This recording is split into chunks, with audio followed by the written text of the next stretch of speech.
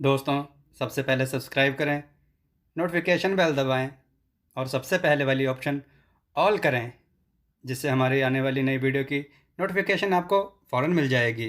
जय श्री राम भक्तों सुबह की वीडियो में जो हमने आपसे प्रश्न पूछा था कि रावण के पिता का क्या नाम था। उनके पिता का नाम विश्रवा था।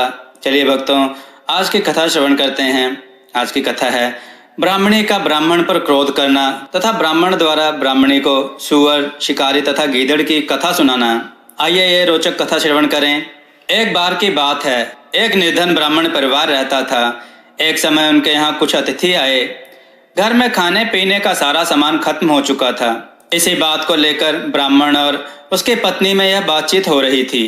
ब्राह्मण बोला, कल सुबह कर्क संक्रांति है, भिक्षा के लिए मैं दूसरे गांव जाऊंगा। वहां एक ब्राह्मण सूर्य देव की तृप्ति के लिए कुछ दान करना चाहता है। पत्नी बोली, तुम्हें तो भोजन योग्य अन्न कमाना भी नहीं आता। तुम्हारी पत्नी होकर मैंने कभी सुख नहीं भोगा, मिष्ठान नहीं खाए, वस्त्र और आभूषणों की तो बात ही क्या कहनी।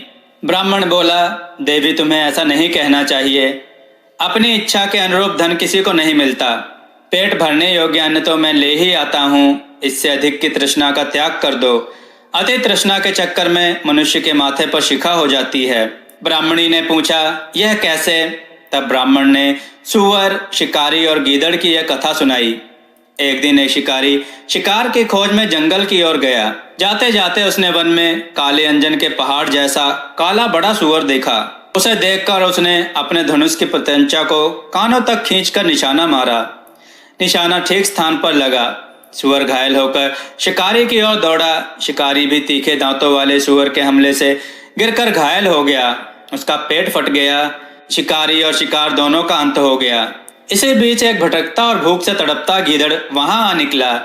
वहां सुअर और शिकारी दोनों को मरा देखकर वह सोचने लगा, आज दैववश बड़ा अच्छा भोजन मिला है। कई बार बिना उद्यम के ही अच्छा भोजन मिल जाता है। इसे पूर्व जन्मों का फल ही समझना चाहिए। यह सोचकर वह मृत लाशों के पास जाकर पहले छोटी छोटी चीजें खाने लगा। उसे याद आया कि अपने धन का उपयोग मनुष्य को धीरे धीरे ही करना चाहिए। इसका प्रयोग रसायन के प्रयोग की तरह करना उचित है। इस तरह अल्प से अल्प धन भी बहुत काल तक काम देता है। अतः इनका भोग मैं इसी रीति से करूंगा कि बहुत दिन तक इनके भोग से ही मेरी प्राण यात्रा चलती रहे। यह सोचकर उसने निश्चय किया कि वह पहले धनुष की डोरी को खाएगा। उस समय धनुष की प्रत्यंचा चढ़ी हुई थी। उसकी डोरी कमान के दोनों सिरों पर कसकर बंधी हुई थी। गीदड़ ने डोरी को मुख में लेकर चबाया। चबाते ही वह डोरी बहुत वेग से टूट गई और धनुष के कोनों का एक सिरा उसके माथे को भेद कर ऊपर निकल आया, मानो माथे पर शिखा निकल आई हो। इस प्रकार घायल होकर वह गीदड़ भी वहीं मर गया। ब्राह्मण ने कहा, इसलिए मैं कहता हूँ कि अतिशय लोभ से माथे पर शिखा हो जाती है। ब्राह्मणी ने ब्राह्मण की यह कहानी सुनने के बाद कहा, यदि यही बात है तो मेरे घर में थोड़े से तिल पड़े हैं, उनका शोधन करके कूट छांट कर अतिथि को खिला देती हूँ। ब्राह्मण उसके बात से संतुष्ट होकर भिक्षा के लिए दूसरे गांव की ओर चल दिया। ब्राह्मणी ने भी अपने वचनानुसार घर में पड़े तिलों का छांटना शुरू किया। छांट पछोर कर जब उसने तिलों को सुखाने के लिए धूप में फैलाया तो एक कुत्ते ने उन तिलों को मूत्र विष्ठा से खराब कर दिया। ब्राह्मणी बड़ी चिंता में पड़ गई।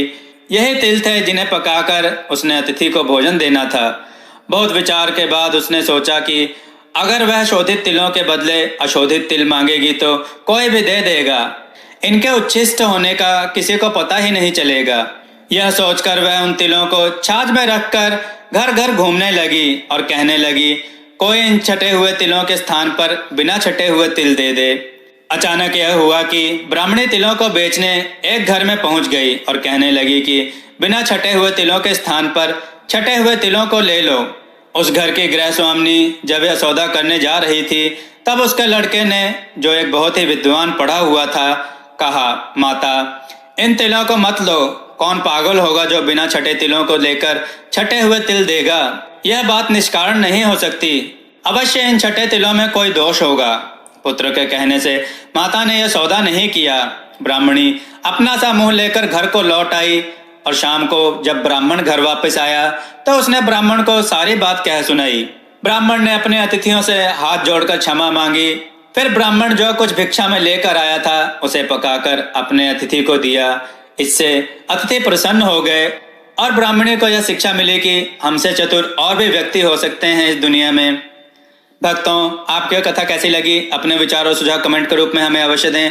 हमारी कथाओं को लाइक करें, हमारे चैनल को सब्सक्राइब करना ना भूलें। हमारी कथाओं को शेयर जरूर करें जिससे लोगों को अच्छी अच्छी बातें सीखने को मिलें। जय श्री राम भक्तों।